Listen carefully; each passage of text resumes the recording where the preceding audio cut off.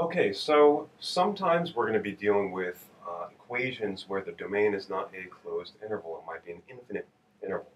So when that happens, the closed interval method is not going to work. We need something a little bit different in order to be able to find an absolute minimum or maximum.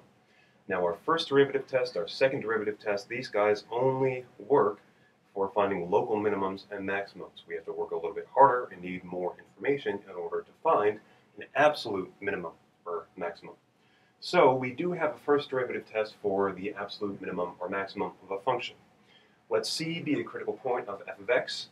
If the derivative is less than 0 for x less than c and is greater than 0 for x greater than c, then f of x has an absolute minimum at x equal to c. Notice the subtle difference here. The first derivative test usually just says that the function has to change from having a negative derivative to a positive derivative at c, but this is saying something stronger. This is saying that it's always negative to the left of c and always positive to the right of c. If we have this stronger condition, then we actually have an absolute minimum at c.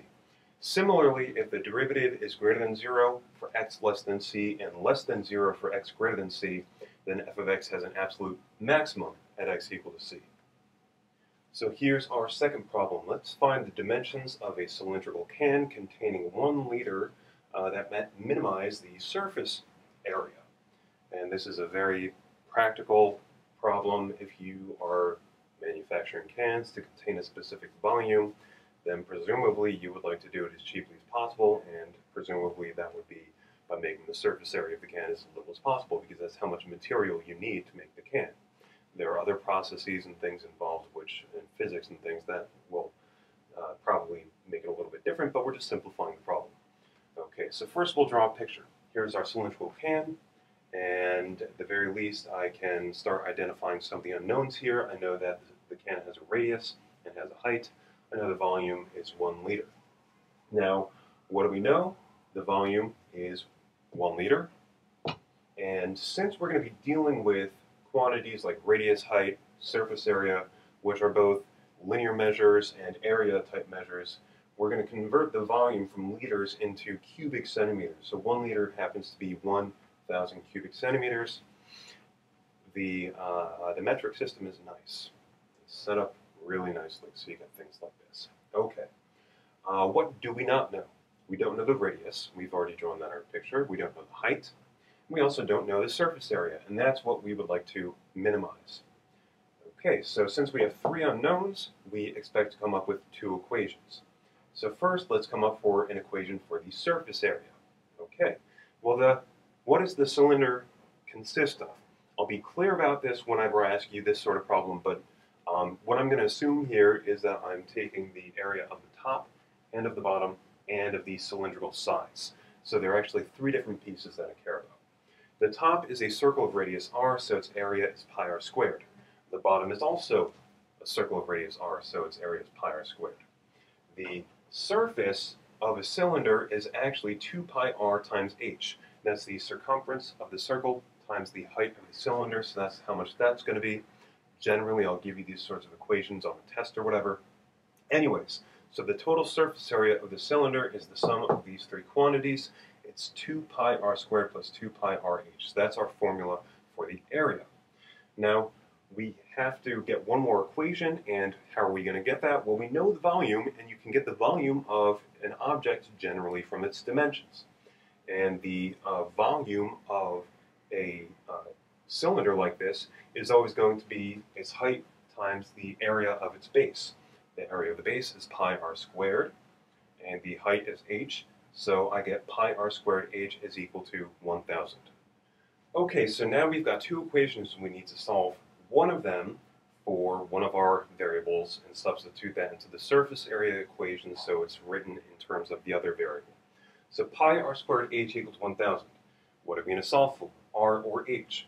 Well, I already said I'm going to solve for h here, but solving for r would require taking the square root. That's annoying, so let's just solve for h. h is 1,000 divided by pi r squared. I'll substitute that into the surface area equation, 2 pi r squared plus 2 pi r h. Replace h with 1,000 over pi r squared to get this expression, which simplifies down to a equal to 2 pi r squared plus 2,000 times r to the minus 1. Okay, so now what is the domain of r? r is a radius. It's a positive quantity. We don't want it to be negative. It doesn't make sense to have a negative radius. Also, it can't be 0 because right here, r to the minus 1, I can't plug 0 into that expression. So r cannot be 0. Now, in terms of the grand scope of the universe and everything, r can't be certain numbers. R can't be bigger than the radius of the universe. However, just mathematically, it doesn't really make sense for us to sit down and say, no, the biggest R can be is this. We're just going to let it be infinite. We're going to assume that R can be arbitrarily large just for the math, because the math doesn't really care about how big R can be. Okay, now step 5, we're going to optimize using the first derivative test for the absolute maximum and minimum. So we're going to hope that in this situation we run into an equation where the derivative is always negative up until some point and then always positive, because that will give us minimum. So we set the derivative equal to 0. Our derivative is 4 pi r minus 2000 r to the minus 2. I add 2000 r to the minus 2 to both sides to get 4 pi r is 2000 r to the minus 2. I multiply both sides by r squared and divide them both by 4 pi to get r cubed is 500 divided by pi. Then I take cube roots and I get r is equal to the cube root of 500 divided by pi, which is about 5.4. So that's the only place where this derivative is 0. Now I would like for the derivative to be negative to the left of this number and positive to the right of this number, because that will imply that this is indeed where the surface area reaches a minimum, which is what we want. So we have to check. Okay, well, since this is the only place where the derivative is 0 and it exists everywhere else on the domain, it's good enough for me to just check that the derivative is positive or negative at a single sample point to the left of this value and to the right of this value. So to the left of this value, I'll choose 1. I plug 1 into the derivative. I get 4 pi minus 2000, which is most definitely negative. 4 times pi is less than 16, say. To the right, I'll choose 10. Why 10? Because it's a nice round number. So I plug 10 in, and I get 4 pi times 10 is 40 pi, minus 2,000 divided by 100 gives me 20. So I get 4 pi minus 20. Since pi is bigger than 1, 4 pi is 40, pi is bigger than 40, so this is bigger than 0. So the function is decreasing until we get to this r value, then it's increasing, so we definitely have an absolute minimum here. Okay, so we solved for r. We got the cube root of 500 divided by pi, and that's about 5.4 centimeters. We cared about the dimensions that minimize the surface area, so let's figure out what the height is. We have an equation for height in terms of the radius. It's 1,000 divided by pi r squared. So I plug in 5.4 into here, and I get about 10.8 centimeters. Great. Finally, we cared about the minimum surface area, so we should just figure that out too.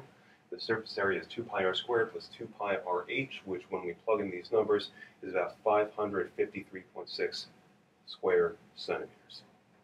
Great.